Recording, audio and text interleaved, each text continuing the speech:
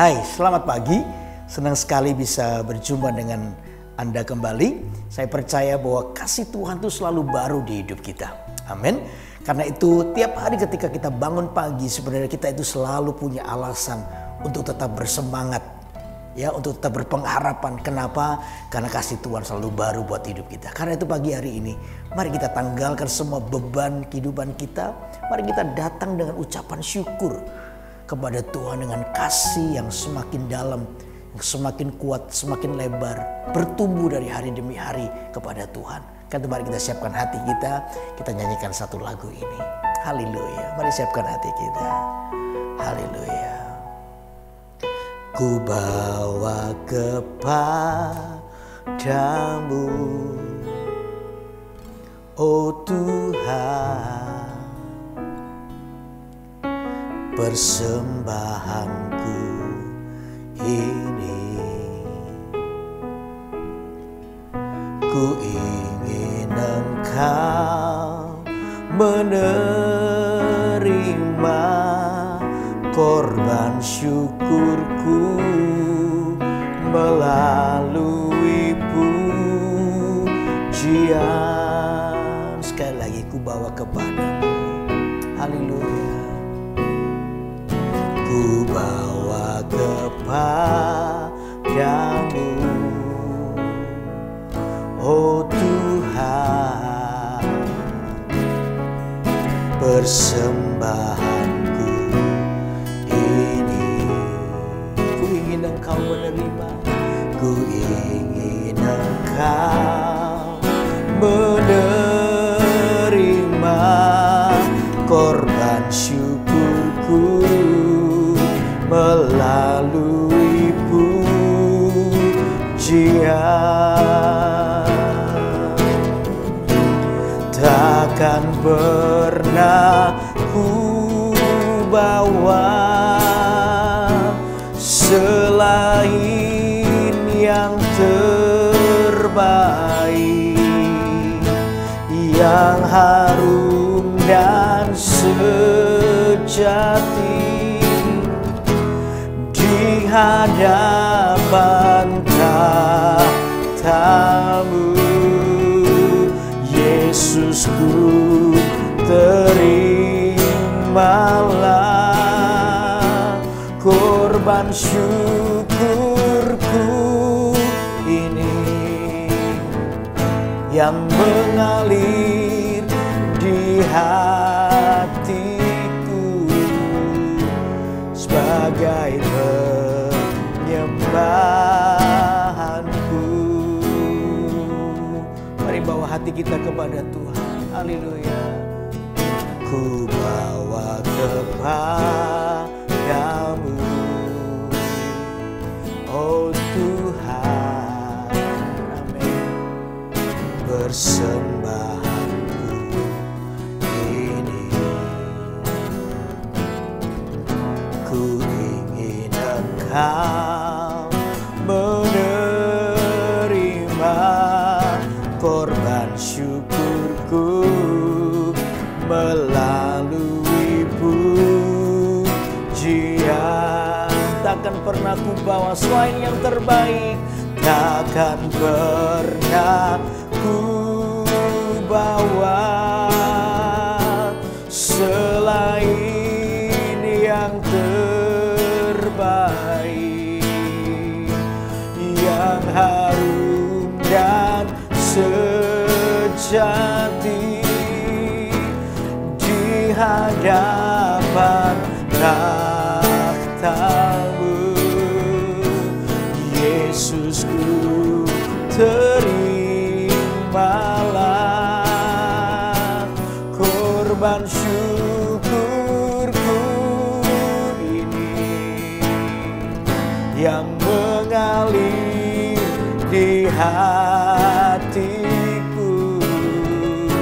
sebagai penyembahanmu. Takkan pernah ku bawa selain yang, takkan pernah ku bawa selain yang terbaik, selain yang terbaik,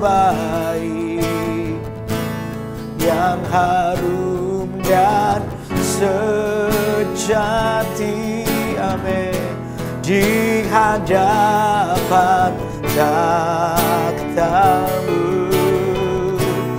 Yesusku, terimalah korban syukurku ini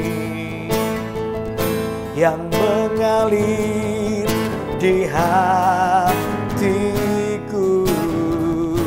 sebagai penyembahanku. Sekali lagi katakan, takkan pernah ku bawa selain amin yang terbaik,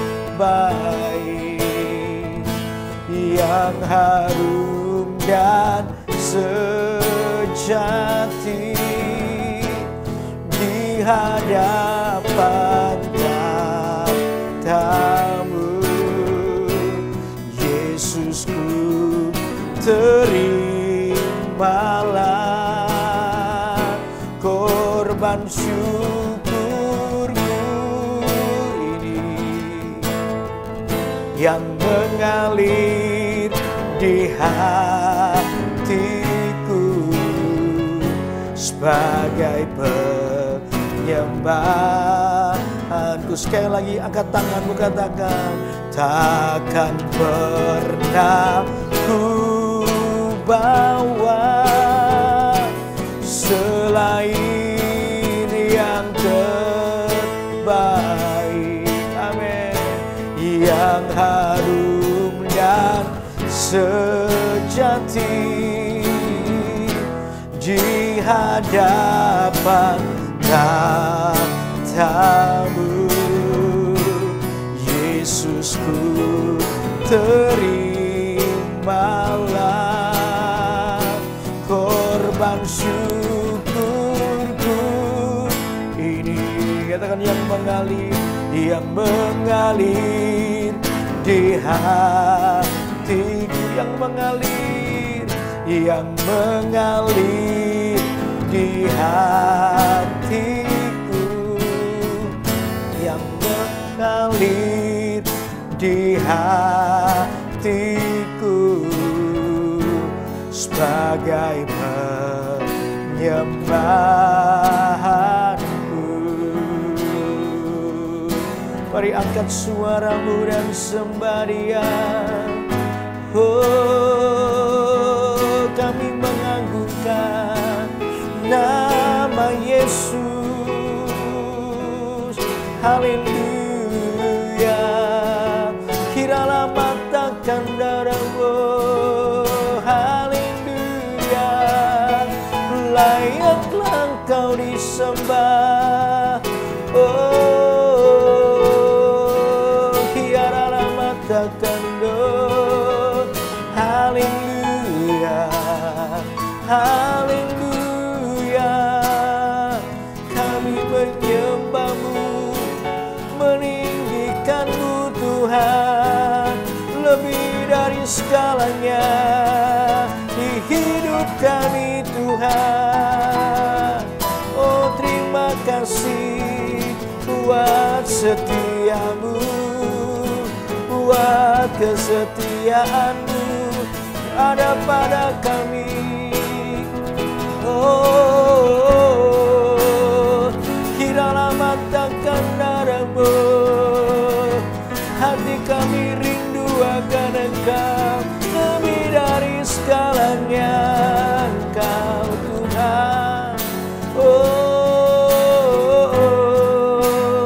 kiralah matakan darah-Mu.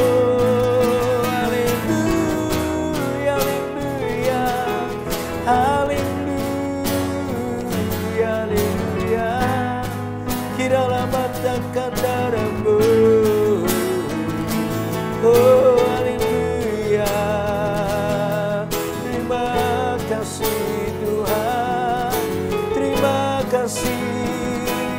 Kami bersyukur, kami bersyukur Tuhan. Oh,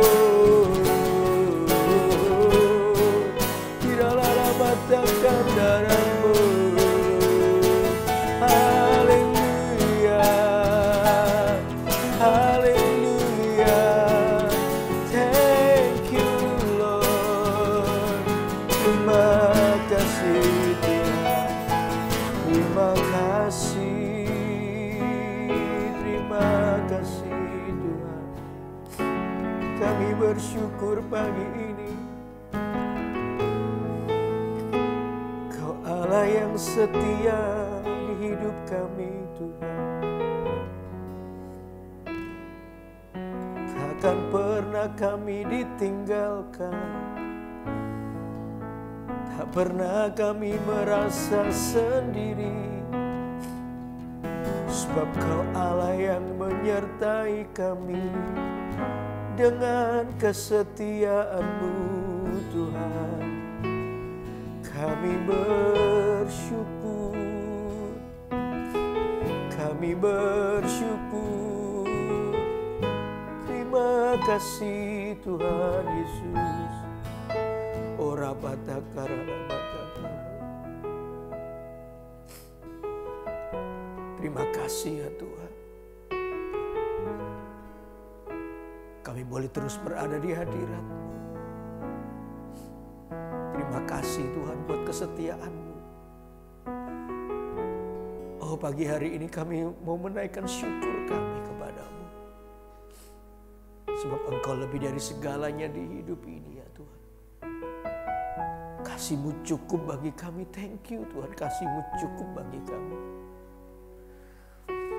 Itu yang membuat kami terus kuat dan berjalan bersama dengan-Mu. Sebab kami tahu pengharapan kami tidak pernah sia-sia. Karena itu jemaat, mari angkat kedua tangan-Mu bersama-sama. Mari kita bersyukur, kita katakan Kaulah segalanya di hidup kami ya Tuhan. Haleluya. Kaulah segalanya di dalam hidupku, kerajaan-Mu, kebenaran-Mu, itu bagianku. Kaulah yang kupandang selama hidupku, mengasihi-Mu, memuliakan-Mu, Bapa dan Rajaku. Kaulah segalanya, Kaulah segalanya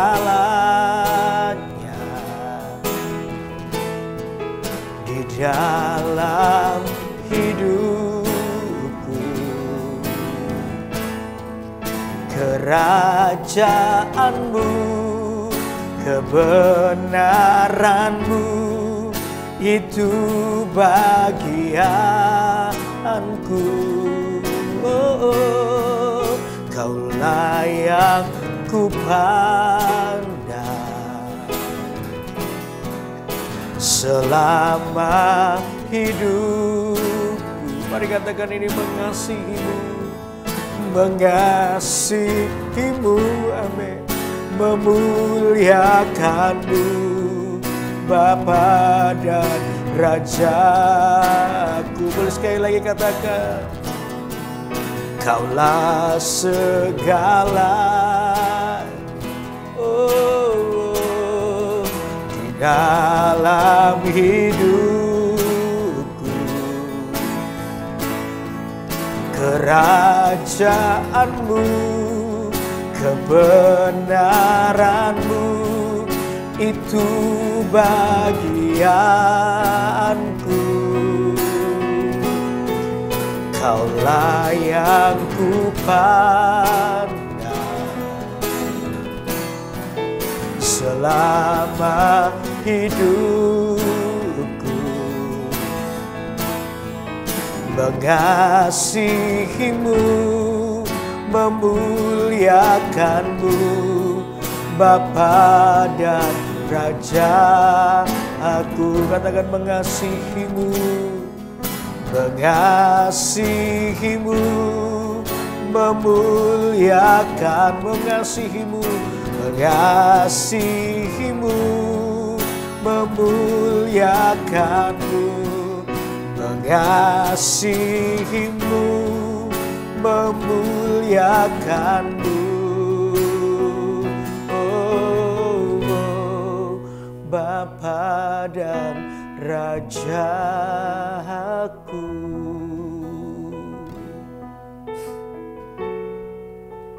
Tuhan, ajari kami untuk terus mengasihi-Mu.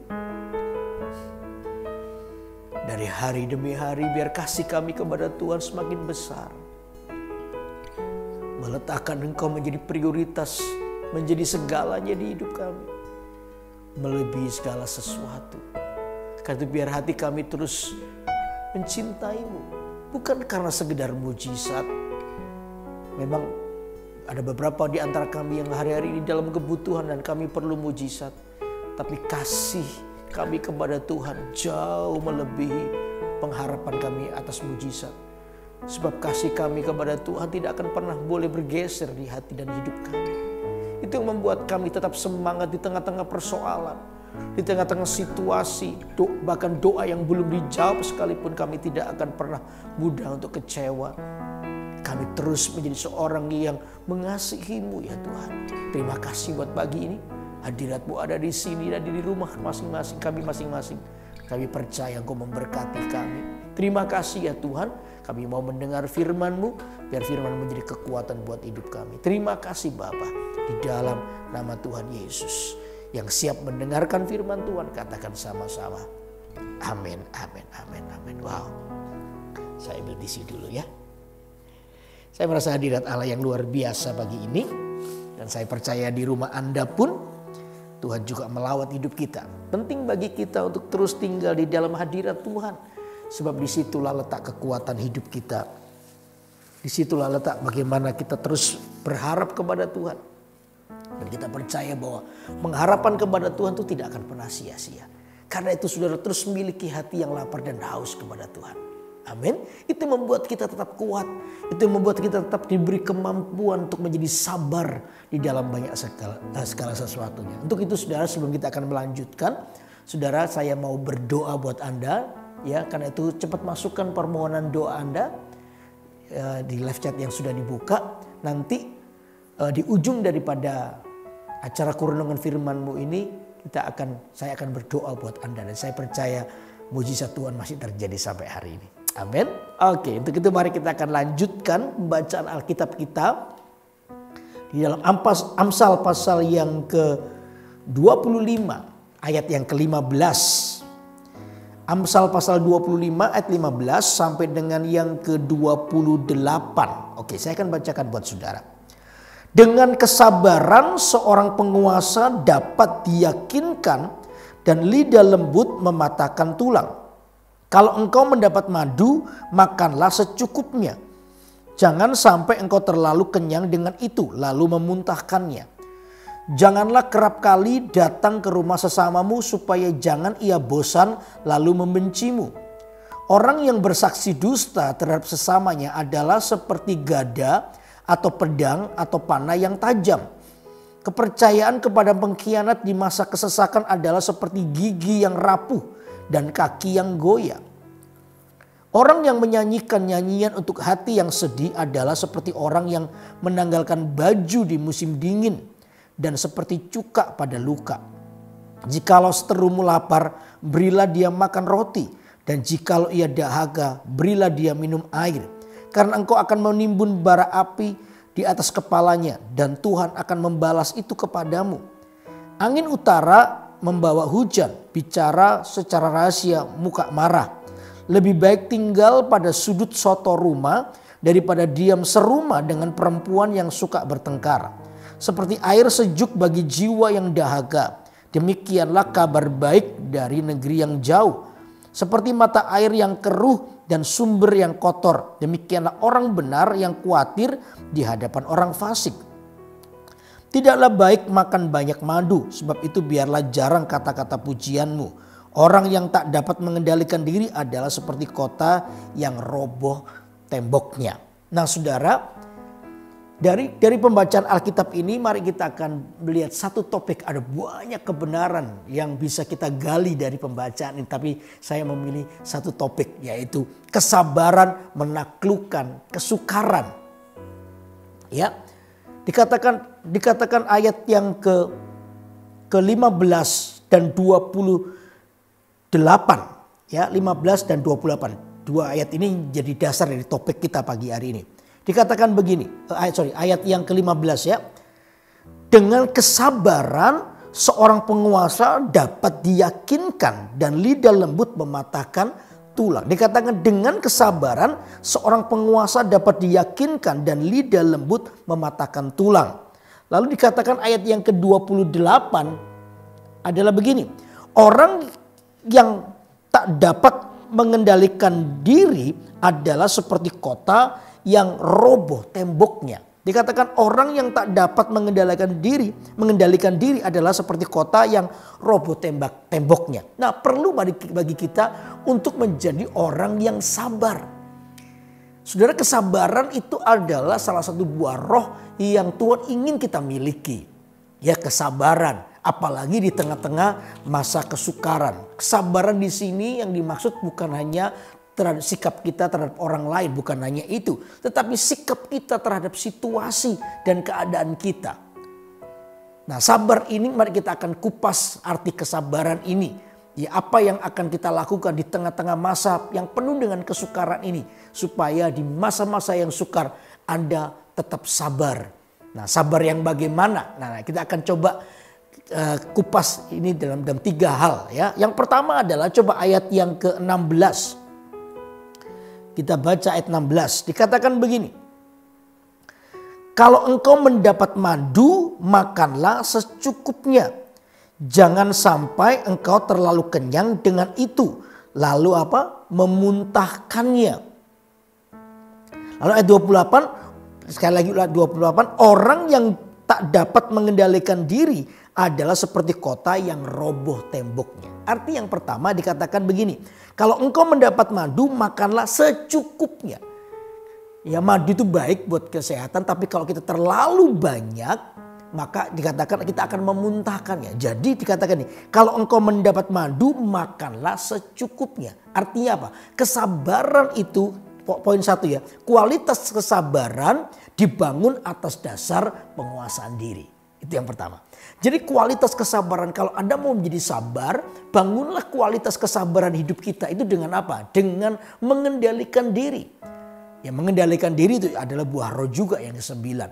Ya, penguasaan diri. Di mana setiap kita ini menjadi orang yang bisa menguasai diri kita. Kenapa harus menguasai diri kita? Karena saudara, kita ini dipenuhi dengan banyak hawa nafsu, keinginan, ambisi, dan lain sebagainya. Nah, itu yang membuat kita itu kadang tidak bisa sabar. Untuk menanti waktunya Tuhan di hidup kita itu membuat kita tidak bisa sabar. Lalu kita mengambil keputusan yang ceroboh, keputusan yang tergesa-gesa. Sehingga nanti ketika kita melihat hasil dari keputusan yang tergesa-gesa itu, kita menjadi kecewa. Lalu biasanya yang disalahkan itu pada 3 pribadi. Pertama, kita menyalahkan Tuhan. Kenapa Tuhan tidak memberkati kita? Kenapa Tuhan kok mengizinkan saya ada di sini? Ya, lalu yang kedua, kita mulai menyalahkan orang lain. Orang lain kita salahkan. Ya, gara-gara dia ini hati kita jadi benci terhadap orang lain. Lalu kita jadi marah terhadap orang lain. Lalu kita pingin balas tindakan orang lain. Ya, lalu yang ketiga, bahkan yang lebih dahsyat, yang lebih berbahaya adalah kita marah terhadap diri kita sendiri.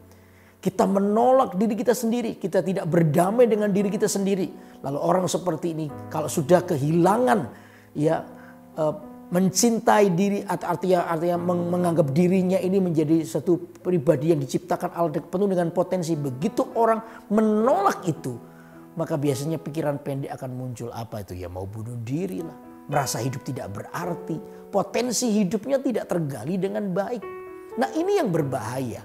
Karena itu saudara, kesabaran itu harus dibangun di atas dasar apa? Mengendalikan diri. Nah, dari sinilah kita akan coba lihat, gali. Kesabaran di atas dasar mengendalikan diri itu maksudnya apa? Oke, yuk kita buka Alkitab kita di dalam Yakobus pasal 5 ayat 7. Yakobus 5 ayat 7. Ya. Yakobus 5 ayat 7 saya akan bacakan buat saudara. Karena itu saudara-saudara bersabarlah sampai kepada kedatangan Tuhan. Sesungguhnya petani menantikan hasil yang berharga dari tanahnya. Dan ia sabar sampai telah turun hujan musim gugur dan hujan musim semi. Alkitab itu menasihatkan buat kita, dikatakan begini. Karena itu saudara-saudara bersabarlah sampai kepada kedatangan Tuhan. Alkitab mengatakan buat kita untuk sabar. Sampai kita menantikan kedatangan Tuhan. Itu artinya begini loh. Cinta kita kepada Tuhan Yesus Kristus itu harus sampai menyongsong kedatangannya. Jangan patah tengah jalan. Sabarlah sampai kedatangan Tuhan. Nah lalu diberikan sebuah contoh di Alkitab. Apa itu? Sesungguhnya petani. Oh ternyata yang diambil oleh Alkitab sebagai contoh dari sebuah kesabaran itu adalah seorang petani. Kenapa petani harus sabar? Gini, petani itu harus sabar karena dia tahu ketika dia menanam nanti ada waktunya untuk panen. Nah masa-masa menanti daripada dia dari mulai menanam sampai panen itu butuh kesabaran. Nah kesabaran petani itu di sini bukan sabar yang udah nerimo, udah mati ya mati begitu, nggak lakukan apa. Bukan begitu. Tapi kesabaran petani itu begini. Petani itu melakukan bagiannya yang terbaik. Apa itu? Menyirami, kasih pupuk lah, menjauhkan hama wereng dan lain sebagainya, hama penyakit dan sebagainya, supaya tanaman ini bisa bertumbuh dan menghasilkan buah yang baik. Nanti panennya bisa berlimpah-limpah. Itu bagian petani. Jadi kata sabar mengendalikan diri adalah ini. Petani itu sabar menanti waktunya Tuhan. Tidak terburu-buru tetapi bagiannya adalah ini. Dia terus melakukan yang terbaik. Jadi kata sabar di sini bukan sabar nerimo lalu mati ya sudah. Bukan begitu. Tapi mengaktifkan iman. Dengan cara mengendalikan diri untuk tidak jatuh di dalam dosa. Mengendalikan diri untuk tidak kompromi dengan dosa. Sabar untuk terus menanti waktunya Tuhan. Mungkin di tengah-tengah kesabaran itu imannya sudah mulai lemah. Tapi orang ini adalah orang yang menguatkan hatinya. Baca Alkitab lagi. Oh dia berdoa lagi. Oh, dia tidak pernah mengizinkan imannya itu turun sedikit saja dari hidupnya. Itu bagiannya. Ya, di tengah-tengah kesabaran menanti waktunya Tuhan itu dia terus memberi yang terbaik. Lalu saya percaya waktu kita melakukan bagian kita yang terbaik. Tuhan juga akan melakukan bagiannya yang terbaik. Apa itu? Mujizatnya akan datang di hidup kita. Oh waktu-waktu kronos itu akan tiba-tiba berubah menjadi waktu kairos. Dua-dua adalah waktunya Tuhan. Waktu kronos itu adalah waktu yang tidak terjadi apa-apa sepertinya. Ya biasa-biasa aja. Tapi itu ada di dalam waktunya Tuhan. Itu waktu kronos. Ya kayak ibu hamil. Ya 1 bulan, 2 bulan, 3 bulan ya ibu harus menikmati kehamilannya. Ya ibu hamil, saya nggak pernah hamil sih. Istri saya waktu hamil itu cukup berat juga bagi seorang wanita. Ya minimal gini loh, wajahnya jadi bengkak-bengkak kalau ya bengkak-bengkak kehamilan itu membuat wajah jadi bengkak lah, kakinya jadi besar dulu kaki foto model tiba-tiba jadi berubah jadi kaki kesebelasan begitu. Waduh mukanya hidungnya sudah mulai membesar dan lain sebagainya. Nah di tengah-tengah di situ dia butuh sabar. Gak mungkin dia lagi hamil 6 bulan gitu lalu berkata kepada saya, Pak aku bosan hamil gantian kamu. Gak mungkin, saya gak mungkin bisa hamil. Tapi dia harus bersabar. Karena nanti ada waktunya di mana waktu kronos yang rasanya gak ada perubahannya begitu-begitu membosankan itu. Tiba-tiba ada waktu yang namanya waktu kairos akan datang. Waktu kairos itu adalah waktunya Tuhan di mana mujizat kemuliaan Tuhan itu dinyatakan dalam kehidupan seseorang. Karena saya percaya di dalam hidup kita itu ada waktunya Tuhan yang namanya waktu kairos. Kronos itu juga waktunya Tuhan di mana Tuhan melatih kesabaran kita. Lalu di ujung daripada waktu kronos itu ada waktu yang namanya waktu kairos di mana kita akan melihat mujizat Tuhan buat hidup kita. Kan kalau hari-hari ini ada di waktu kronosnya Tuhan. Seolah-olah mujizat belum datang. Bersabarlah dengan cara mengendalikan dirimu supaya Anda tidak keluar dari jalurnya Tuhan. Tapi Anda terus memberi yang terbaik, melakukan bagianmu. Seperti seorang petani tadi dikatakan, dia tahu masa panen. Maka di tengah-tengah menanti masa panen itu, dia terus memberi yang terbaik buat tanamannya. Amin. Satu prinsip yang terus Pastor Philip ajarkan buat hidup kita, apa itu? Persoalan itu pasti ada masa kadaluarsanya. Amin. Persoalan badai itu pasti bisa berlalu, pasti berlalu. Tinggal kita sabar aja mengendalikan diri kita. Amin. Itu poin yang pertama. Lalu poin yang kedua apa? Coba. Jadi poin yang pertama tadi adalah kualitas kesabaran dibangun atas penguasaan diri. Oke? Lalu yang kedua sekarang. Coba baca ayat 21 dan 22. Dikatakan begini. Jikalau seterumu lapar, berilah dia makan roti. Dan jikalau ia dahaga, berilah dia minum air. Karena engkau akan menimbun bara api di atas kepalanya. Dan Tuhan akan membalas itu kepadamu. Nah yang kedua dikatakan ini. Ya. Dikatakan ayat 21 ya. Jikalau seterumu lapar, berilah dia makan roti. Dan jikalau ia dahaga, berilah dia minum air. Saudara, yang kedua, poin kedua, ini penting. Bersabar itu artinya hidup berlawanan dengan prinsip dunia. Nah ini penting. Bersabar itu berarti hidup dengan hidup berlawanan dengan prinsip dunia. Kita ini harus punya, sekalipun kita ini masih hidup di dunia dengan semua sistem dan lain sebagainya, tapi kita sebagai anak-anak Tuhan, biarlah kita hidup dengan prinsip kerajaan Allah. Ya, ada beberapa hal yang memang kita harus mengikuti sistem dunia karena itu memang bagiannya. Tetapi ada bagian-bagian tertentu kita harus tegas. Ya, kalau orang dunia mengajar, oh kalau kamu disakiti balas. Jauh lebih dahsyat lagi, air susu dibalas air ketuba, ya dibalas pakai air comberan juga lebih bagus. Itu prinsip dunia. Tetapi prinsip kerajaan Allah adalah mengampuni, melepaskan pengampunan bagi orang lain. Karena itu sabar artinya tidak hidup dengan prinsip dunia. Sabar itu artinya kita hidup dengan prinsip kerajaan Allah. Di mana kita ini adalah orang-orang yang memegang teguh perjanjian Tuhan buat hidup kita.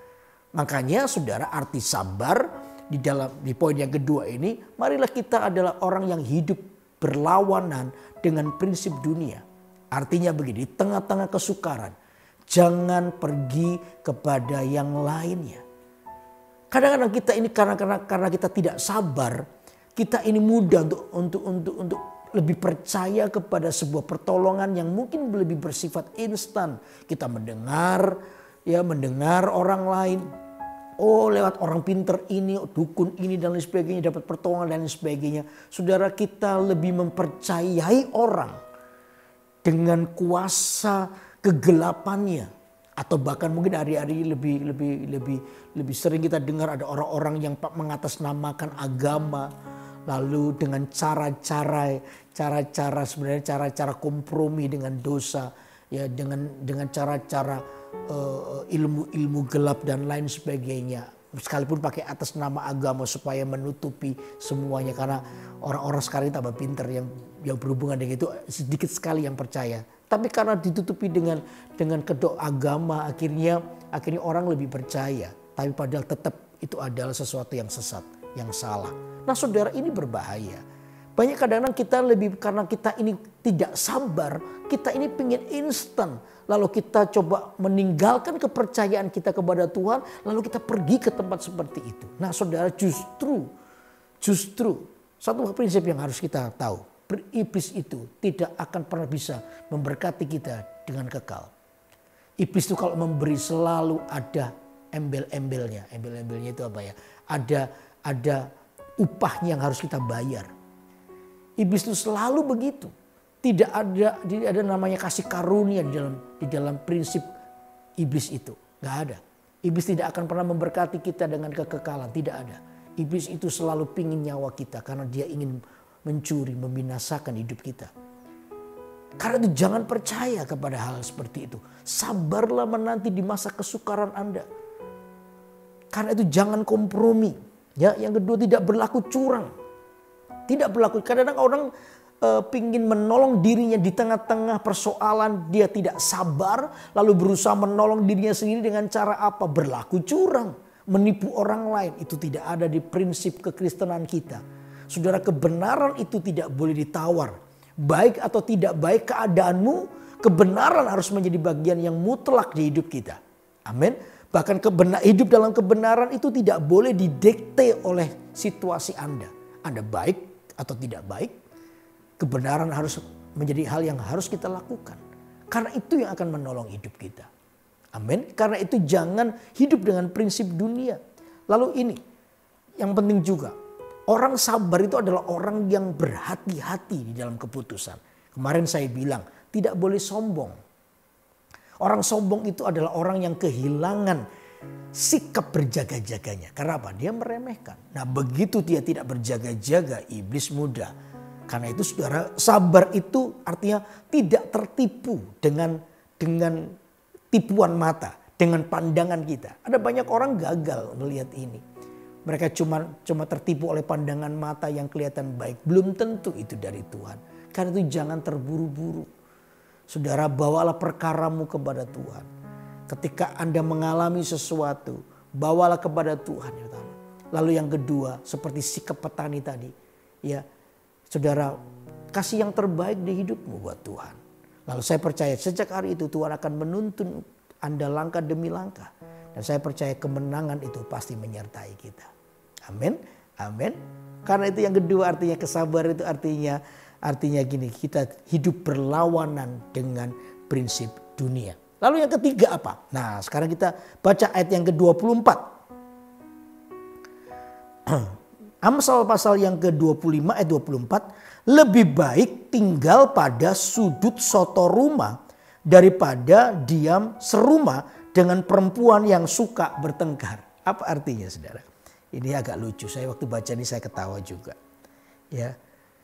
Lebih baik tinggal pada sudut soto rumah. Alkitab itu ngomong lebih baik tinggal di sudut soto rumah. Soto rumah itu adalah bagian yang paling tinggi dari rumah. Lalu di sudutnya, jadi kasihan. Jadi tinggal sendirian di situ. Lebih baik tinggal di situ daripada diam serumah dengan perempuan yang suka bertengkar. Apa artinya ini? Nah, saudara, kesabaran dari ayat ini artinya gini. Mengalah itu indah. Artinya gini, saudara, lebih baik kita itu tinggal di sudut soto rumah daripada kita ini tinggal bersama dengan wanita yang suka bertengkar. Artinya bukan berarti lalu kita ikut bertengkar juga, itu bisa juga. Tapi lebih baik aku tinggal di soto rumah sendirian kayak menderita daripada aku ikut terpancing untuk bertengkar. Bisa seperti itu artinya. Artinya mengalah itu indah. Sabar yang ketiga itu artinya Anda mengalah. Dan mengalah itu indah. Mengalah itu berarti begini. Kalau Anda mengalah, Anda itu mengizinkan satu ini. Pembalasan kata Alkitab. Pembalasan itu haknya Tuhan. Mengalah itu kita memberi kesempatan bagi Tuhan untuk melakukan keadilan di hidup kita. Justru ketika Anda memperjuangkan keadilanmu dengan cara yang salah, ya, menjatuhkan orang lain lah dan lain sebagainya, dengan kejahatan dibalas dengan kejahatan, Anda justru juga akan mengalami sebuah kerugian besar di dalam hidup Anda.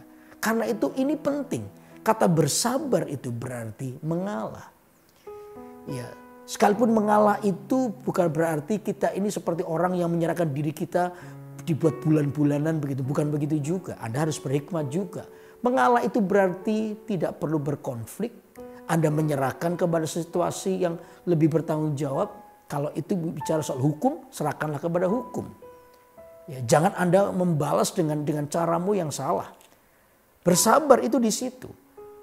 Ya, kalau ada hal yang tidak perlu diladeni sudah tinggal aja.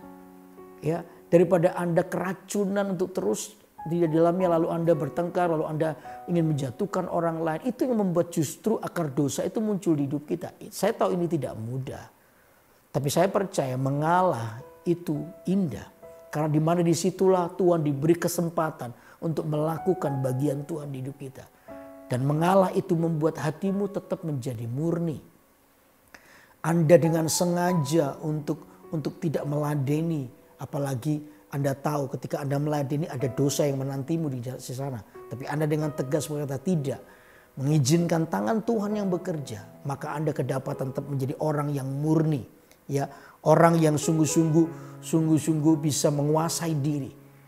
Mengalah itu berarti begini, Anda menanti waktunya Tuhan, ya, dengan cara Tuhan untuk Anda bisa melihat betapa kita ini akan melihat pembelaan Tuhan buat hidup kita. Mengalah itu kita memberikan hidup kita di dalam tangan Tuhan. Ada banyak alasan saudara, mungkin kalau kita disakiti kita ini punya alasan untuk pingin sekali membalas. Tapi ingat satu hal ini, bahwa kerendahan hati itu adalah sebuah pilihan. Kalau itu kesempatan datang kepadamu untuk menjadi orang yang rendah hati, pilihlah untuk jadi rendah hati. Seperti ini, seperti bahwa kesempatan itu mungkin tidak akan pernah datang lagi dalam hidupmu. Saudara, orang yang rendah hati itu adalah orang yang dimuliakan oleh Tuhan. Karena itu prinsip yang ketiga ini, mengalah itu indah. Saudara, jangan dengan caramu ingin membalas orang lain, tapi biarkan cara Tuhan sendiri. Dan saya percaya kalau Tuhan yang melakukannya, semua itu indah pada waktunya. Anda menjadi orang yang tetap menjaga hatimu bersih. Anda menjadi orang yang membuka hatimu untuk terus diberkati oleh Tuhan. Karena Anda mengambil sikap tadi, yaitu rendah hati. Amin. Amin. Jadi pagi ini kita belajar 3 hal. Ya, 3 hal saudara. Bahwa kesabaran menaklukkan kesukaran. Yang pertama adalah kualitas kesabaran dibangun atas penguasaan diri. Kita bisa menguasai diri kita. Lalu yang kedua, ya, hidup berlawanan. Bersabar itu artinya hidup berlawanan dengan prinsip dunia. Lalu yang ketiga, sabar artinya mengalah. Dan mengalah itu indah. Mengalah itu indah. Dan saya percaya Tuhan pasti memberkati hidup kita. Karena itu kalau hari-hari ini Anda di dalam sebuah pergumulan, persoalan, ya, yang Anda hadapi dan Anda sepertinya dihadapkan pada pilihan untuk memberkati, mengampuni atau membalasnya. Saudara, dengarkan firman ini buat hidup Anda. Saya percaya Tuhan itu pasti memberkatinya. Amin. Amin. Supaya kita menjadi orang yang tetap bersabar, ya, menaklukkan kesukaran hidup kita, baik persoalan ekonomi yang kita hadapi, sakit penyakit ataupun hubungan dengan orang lain. Dan saya percaya waktu kita belajar sabar, ada Tuhan di hidup kita yang menguatkan. Amin. Nah, untuk itu mari kita bawa hati kita kepada Tuhan, saudara. Ya, selain yang terbaik, ya, tidak ada yang lain. Selain yang terbaik, hanya yang terbaik untuk Tuhan. Ya, mari kita bawa kehidupan kita kepada Tuhan. Mari kita angkat tangan kita. Takkan pernah ku bawa selain yang terbaik, yang harum dan sejati di hadapan takhtamu. Yesusku, terimalah korban syukurku ini yang mengalir di hatiku sebagai penyembahanku. Saudara yang ada dalam pergumulan, cepat masukkan permohonan doa Anda. Sebentar saya akan doakan. Saya percaya bahwa Tuhan pasti menjawab doa kita karena Dia Allah yang mengasihi kita. Sabar di dalam segala sesuatu. Saya percaya Tuhan pasti memberkati kita. Amin. Amin. Nyanyikan lagu ini.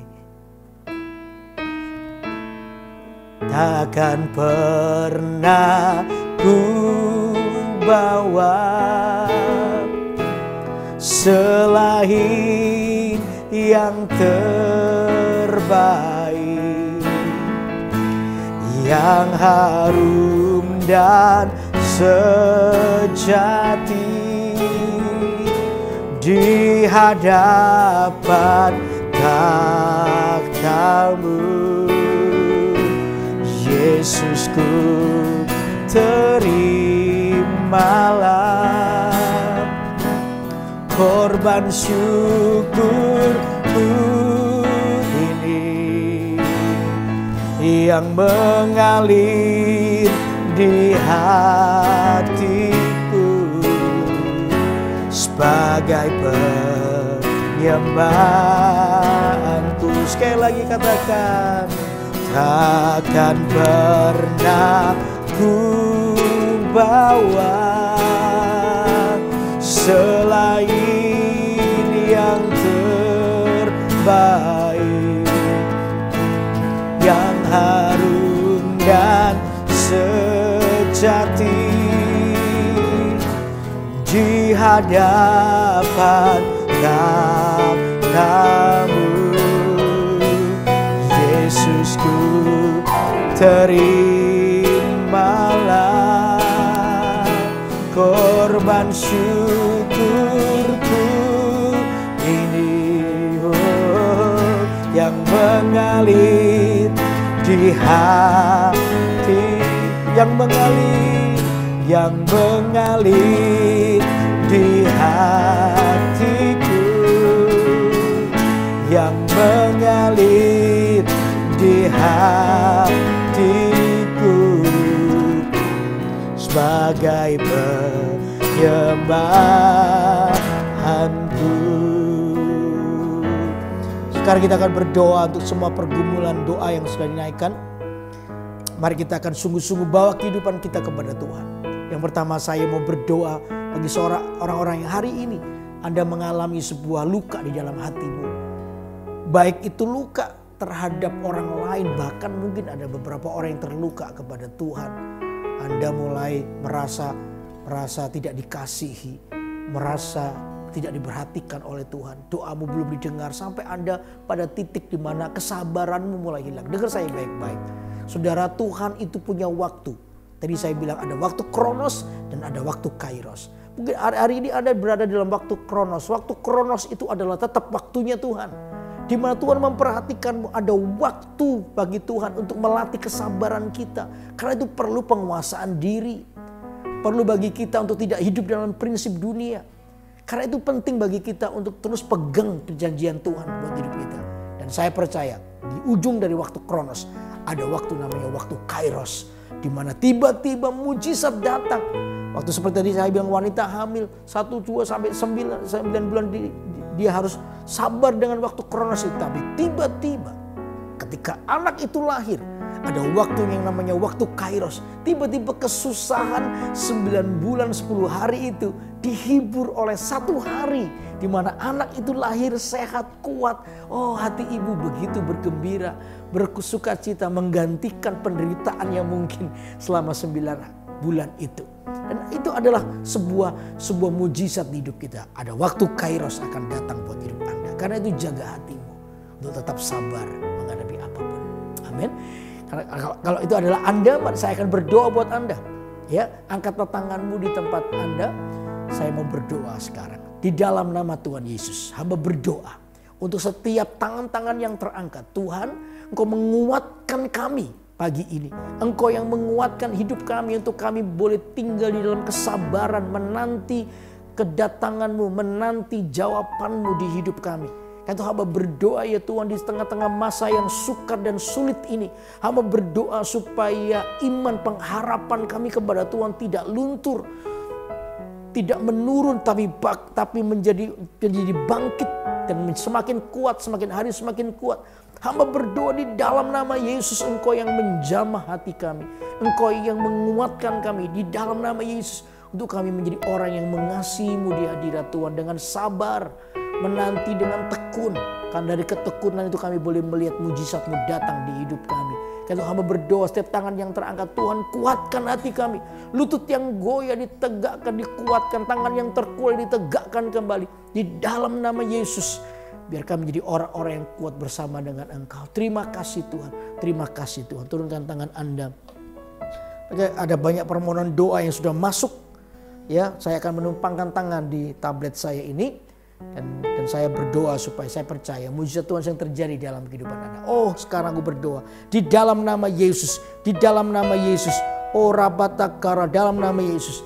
Ada orang-orang yang untuk berdoa untuk orang-orang yang stres, orang-orang yang mengalami tekanan, ya bipolar, orang-orang yang kena penyakit jiwa di dalam hatinya. Hamba berdoa sekarang di jiwanya. Hamba berdoa sekarang di dalam nama Yesus.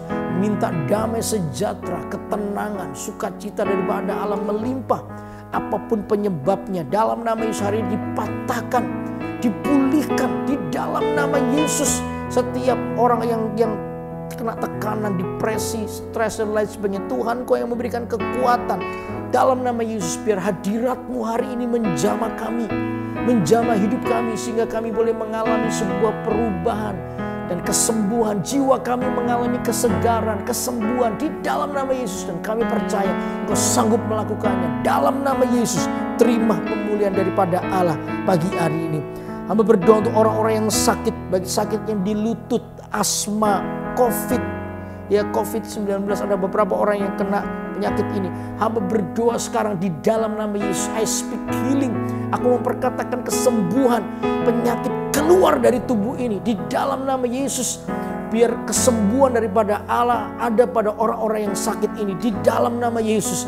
Hari ini oleh karena bilur-bilur Yesus kami percaya kami telah disembuhkan, dan kami berdiri di atas kebenaran firman ini dan berkata kepada orang-orang yang sakit, jadilah sembuh di dalam nama Yesus, dalam nama Yesus.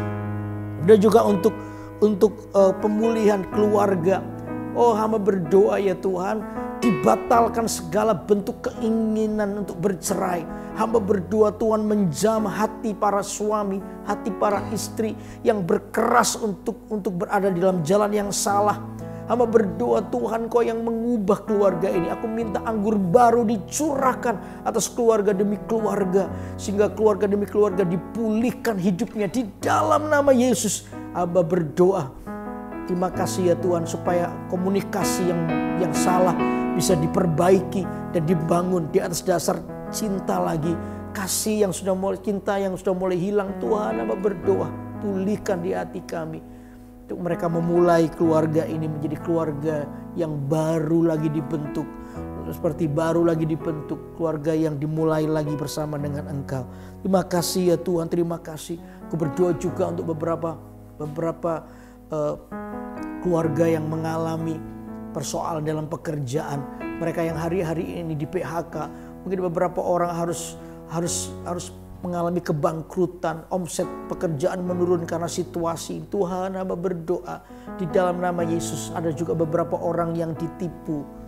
Ada beberapa orang yang ada orang yang ditipu. Anda merasa dibohongi oleh teman bisnismu, dan hari ini Anda begitu marah, Anda terluka, dalam hatimu pingin membalas.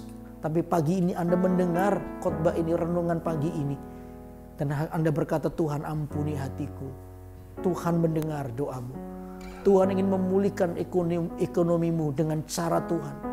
Bukan dengan caramu, tapi dengan cara Tuhan. Ada berkat yang sedang Tuhan siapkan buat hidup Anda. Siapapun Anda hari ini, saya merasa sekali di dalam hati saya ada orang-orang yang mengalami itu. Dan Anda ingin pakai tempuh jalur yang salah, ya, dengan kekerasan, bahkan ingin menipu dan lain sebagainya. Dengar saya baik-baik, urungkan niat yang jahat itu. Kalau harus melalui proses hukum, lakukanlah dengan baik, karena negara kita juga negara hukum. Tapi hatimu harus tetap murni dan bersih. Jangan ada sebuah kepahitan yang menguasai hatimu. Dan itu justru kepahitan itu yang akan menutupi berkatmu. Tapi Tuhan berjanji, dengar saya baik-baik, Tuhan akan memberkatimu dengan cara Tuhan. Karena itu terimalah janji Tuhan pagi ini. Di dalam nama Yesus pekerjaanmu akan dipulihkan. Tuhan sedang siapkan berkat tersendiri buat Anda. Terima di dalam nama Yesus. Dan Anda akan mengalami sebuah pemulihan secara ekonomi. Haleluya, haleluya. Mari angkat tanganmu. Takkan pernah ku bawa selain yang terbaik, yang harum dan sejati di hadapan takhta-Mu. Yesusku, terimalah korban syukurku ini. yang mengalir di hatiku sebagai penyembahanku. Mari kita doa, terima doa berkat. Saudara angkat tanganmu, jemaat yang dikasihi Tuhan, sekarang terimalah berkat.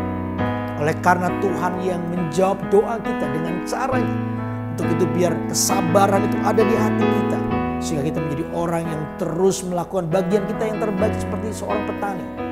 Dan terimalah berkat Allah, kemenangan dengan cara Tuhan. Dan kehidupan Anda adalah kehidupan yang memuliakan Tuhan mulai hari ini sampai selama-lamanya. Yang diberkati Tuhan, katakan sama-sama amin. Wow, senang sekali untuk bisa terus menyampaikan firman Allah buat Anda. Tetap semangat, saya berharap firman Allah ini menjadi kekuatan yang baru buat hidup kita. Amin. Nah, untuk itu sampai ketemu besok pagi hari Kamis. Ya, jam 6 pagi di IG Live Yudi Kusmanto dan IG Live GMS Surabaya Barat. Ya, di acara Kurenungkan Firman-Mu. Saya percaya ada banyak kebenaran yang bisa kita nikmati. Dan bukan hanya kita dengar, tapi mengubah hidup kita, menguatkan hati kita. Supaya kita terus bertumbuh dalam Tuhan. Amin. Untuk itu tetap bersuka cita, selamat beraktivitas. Sampai ketemu besok pagi jam 6 pagi di acara Kurenungkan Firman-Mu. Tuhan memberkati. Bye-bye.